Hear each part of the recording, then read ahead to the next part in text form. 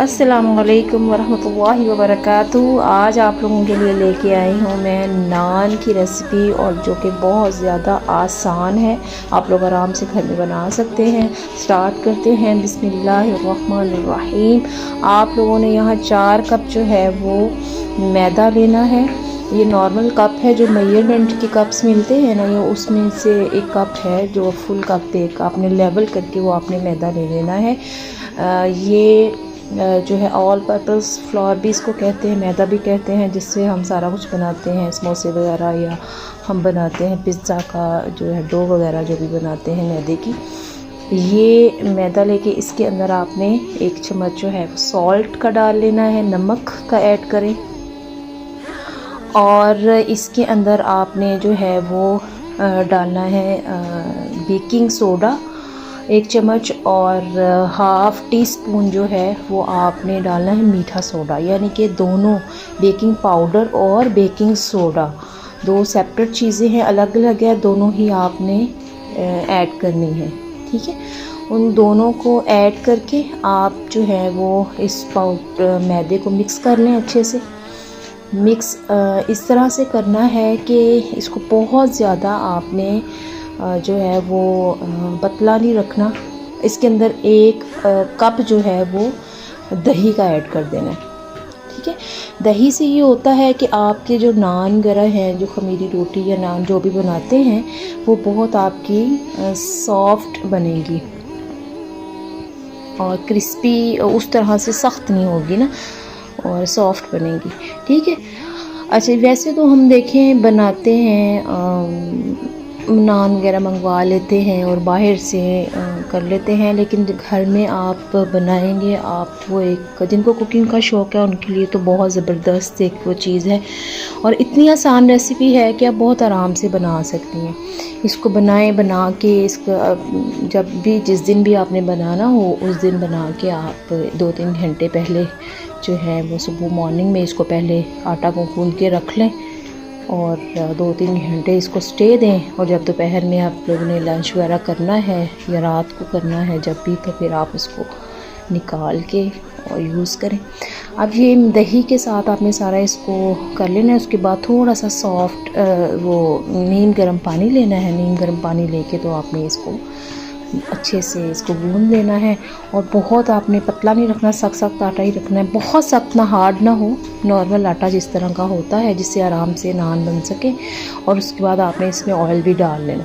इस तरह करके आप इसको अच्छे से गूंद लें, इसको सॉफ्ट कर लें जितना अच्छे तरीके से हो सके। ये देखिए कितना मज़े का बन रहा है।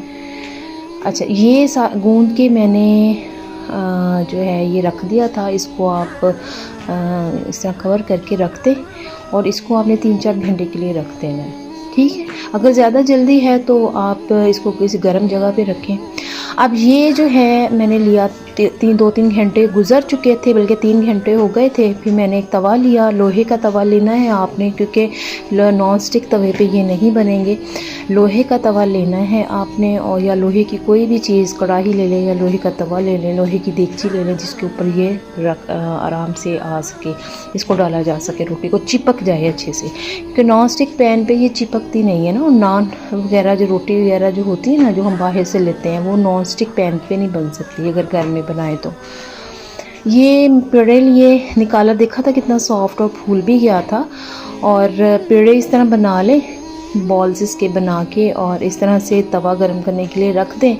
और ये मैंने एक, जिस तरह रोटी को बेल लिया था, और इस तरह आपने अच्छे से इसको बेल लेना। बहुत पतला नहीं आपने रखना, आपने थोड़ा सा इसकी तय को मोटा मोटा ही रखेंगे।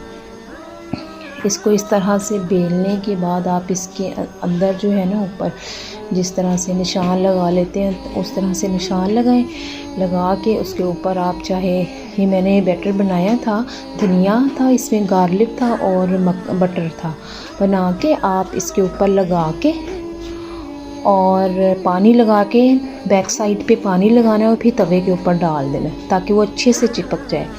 एक साइड पे 2-3 मिनट से पक जाएगा, फिर उसके बाद आपने तवे को उल्टा करके फिर आपने इसको कर लेना। ये देखिए कितना मज़े से बना। 2-3 मिनट उस तरफ पकड़ के रखेंगे तवे को तो वो उस साइड से, उल्टी साइड से भी ये हो जाएगा।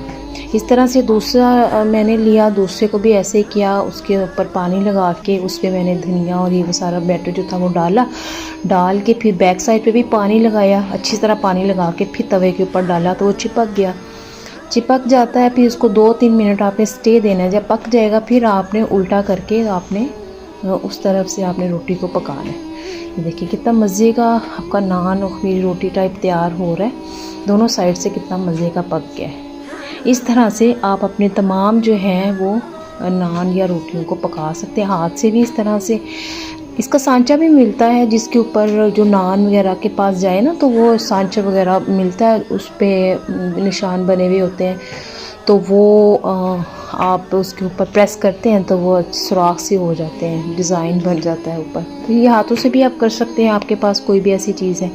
ये देख कितना ज़बरदस्त है। उम्मीद है आपको पसंद आया होगा। अस्सलाम वालेकुम रहमतुल्लाहि व बरकातहू।